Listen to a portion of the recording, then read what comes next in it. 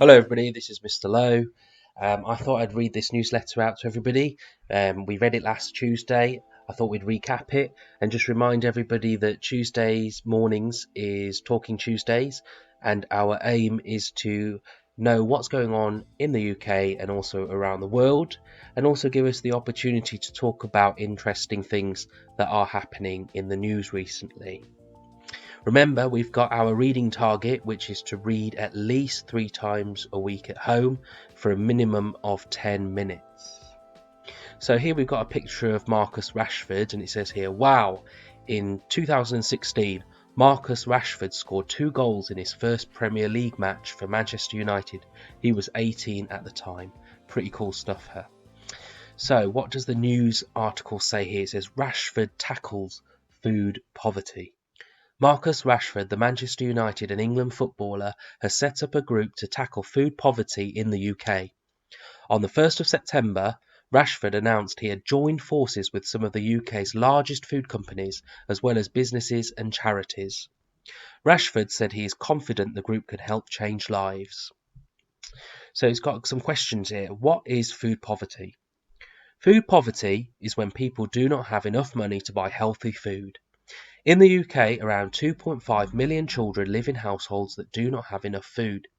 In England, 1.3 million children receive free school meals because their family might not be able to afford to feed them. So, what is Marcus Rashford doing? Rashford wants the government to put in place 3 recommendations. First, to provide free school meals to an extra 1.5 million children aged up to 16 whose parents need extra support. The second suggestion is for all children on free school meals to be given them during the holidays and not just during term time. He also wants the value of the Healthy Start vouchers, which can be used to buy food items, to be increased from £3.10 to £4.25 per week. So some pretty good ideas there that he's got for helping children in order to get more food. Why is Rashford involved? When he was a child, Rashford relied on free school meals. His mom worked full-time, but the family could still not afford enough food. In June, Rashford wrote to members of Parliament saying how important free school meals are and persuaded the government to provide them in England over the summer holiday. He hopes that working with experts will enable him to do more to end child food poverty. He also hopes people who need free meals will not be afraid to ask for them.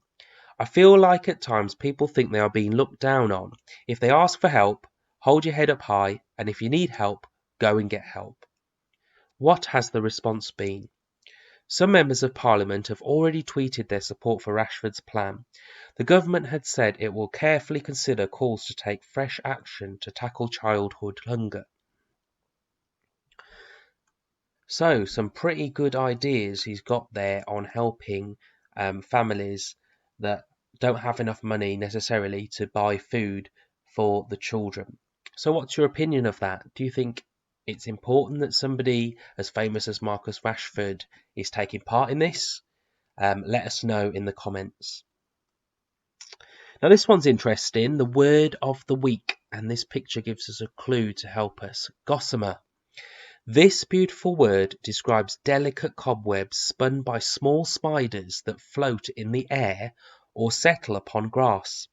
It can be seen especially in the autumn, although gossamer is thought to be a shortened version of goose summer because the webs are visible particularly in calm, clear weather and looks a bit like the down of a goose. So, if you've got time at the weekend, you've got your own garden, see if you can find those delicate cobwebs spun by small spiders that float in the air or settle upon grass. And you can tell your family that's gossamer. Now, this last piece I think is particularly interesting. The week in history, the 7th of September, 1838. Darling saves shipwrecked passengers. On 7th of September 1838, 22-year-old Grace Darling risked her life to save passengers on a sinking ship. That's a really devoted person, isn't it? And there's a painting of her. Darling's father was a lighthouse keeper, and the family lived in Longstone Lighthouse on the Farne Islands off the coast of Northumberland, England.